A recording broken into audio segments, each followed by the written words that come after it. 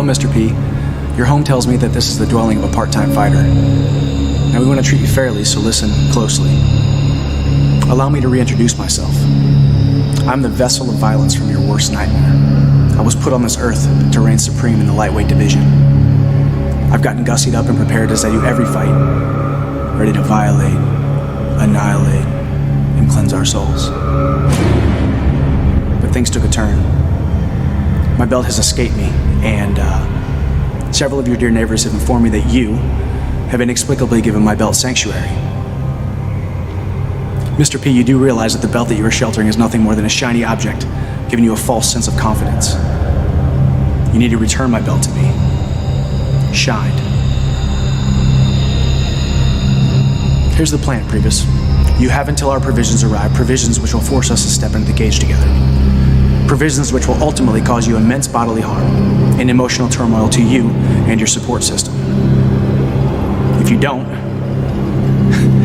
deliver the belt to me by the aforementioned time, I will be forced to release the beast on you, and I will finish you in any way that I want, and I will want, as wanting is my will on fight night. Don't force me to hurt you. On second thought, keep the belt. December 14th is fast approaching, and I can't wait to purge. Toodaloo, Brett.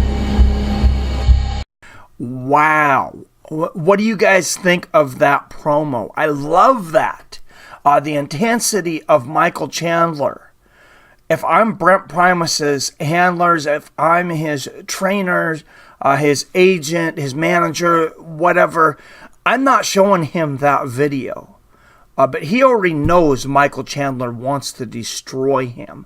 I've never seen this kind of intensity, this kind of anger, this kind of ferocity from Michael Chandler towards another human being. If you don't know the story, the first fight, Michael Chandler broke his ankle on a freak accident during their first fight. Since then, for 18 months, Brent Primus has walked around as the lightweight champion, but not defending the title. There's been claims by both men that the other one has tried to postpone having this fight. Michael Chandler has said the entire time that Brent Primus did not want to fight him. He wanted to hold on to that belt for as long as possible. He said he never won the belt. It's an ill-begotten belt. Well, you've seen in the promo what he thinks of it. Brent Primus said in interviews this week that he cannot wait for this fight. I don't know that I fully believe him, but I think that's what you have to say if you're Brent Primus.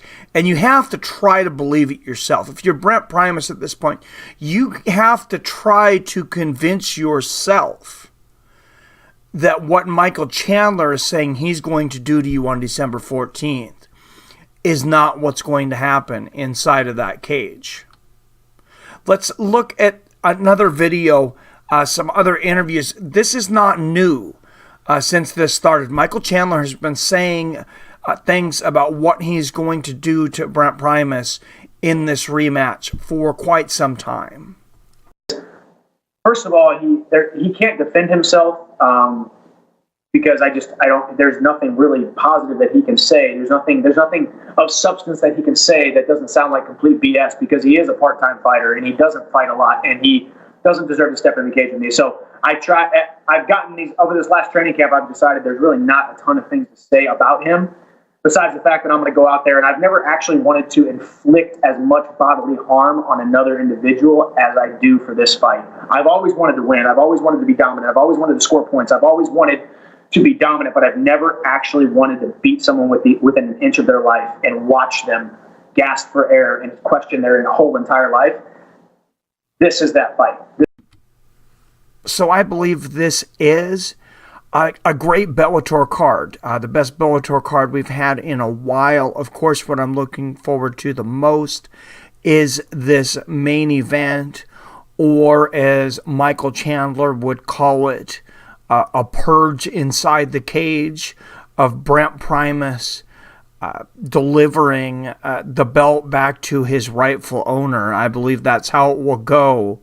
Michael Chandler.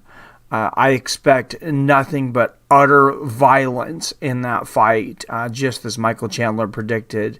And I don't see that going any other way. Frank Mir returns. Frank Mir comes back in heavyweight feature fight versus Javi Ayala. I think this is a good comeback fight for him. I think this is a guy that he may test him a little bit, but I don't think it's a huge risk to Frank Mir.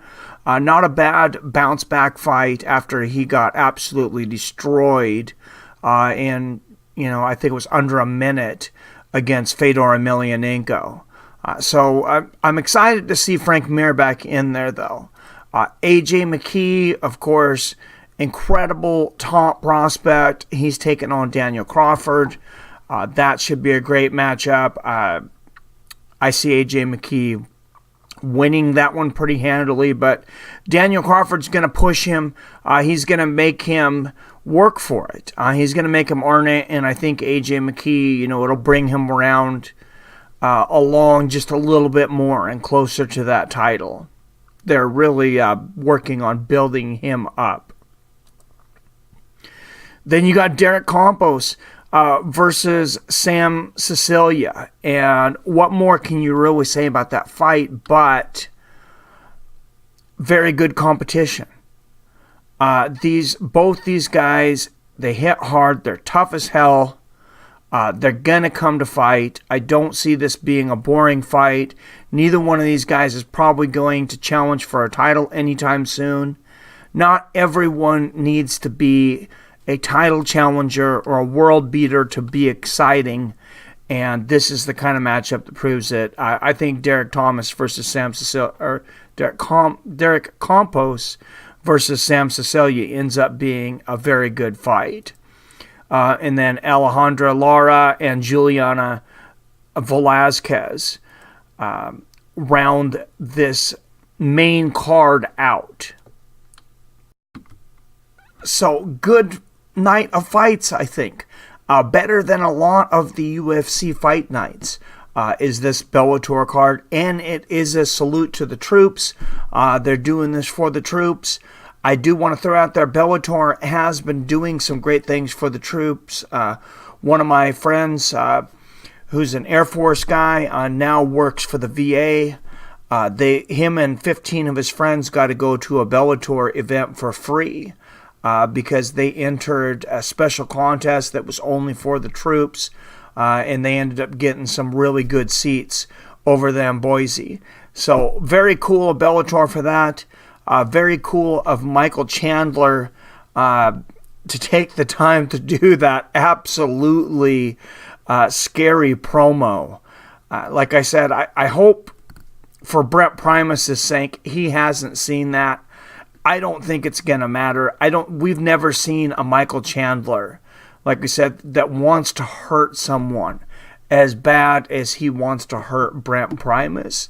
I mean, he wants to, like he said, literally do bodily harm to this guy. He wants to damage him inside of the cage, and that's not been the kind of fighter that Michael Chandler is. And that just shows you how much Brent Primus got underneath Michael Chandler's skin in all this. Chandler being champion for so long, as he said in the interview with Luke Thomas, Chandler having to fight twice in between, Primus being inactive while holding the belt for 18 months. Amazing he was even allowed to do that.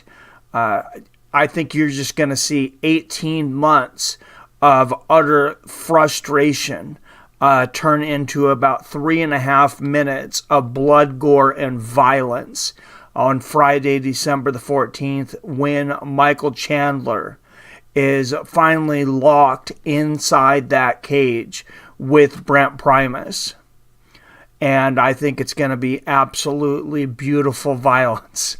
I want to know what you guys think about this card. What do you think about this matchup? What do you think about the Michael Chandler promo? Is that something you would like to see fighters do more of that kind of thing in the future? And the rest of this card, are you guys excited about it? Like I said, I will go live about an hour before the card. It starts 7 p.m. Pacific, 10 p.m. Eastern. I'll go live at 6 p.m. Pacific, 9 p.m. Eastern. We'll do another trivia night that night.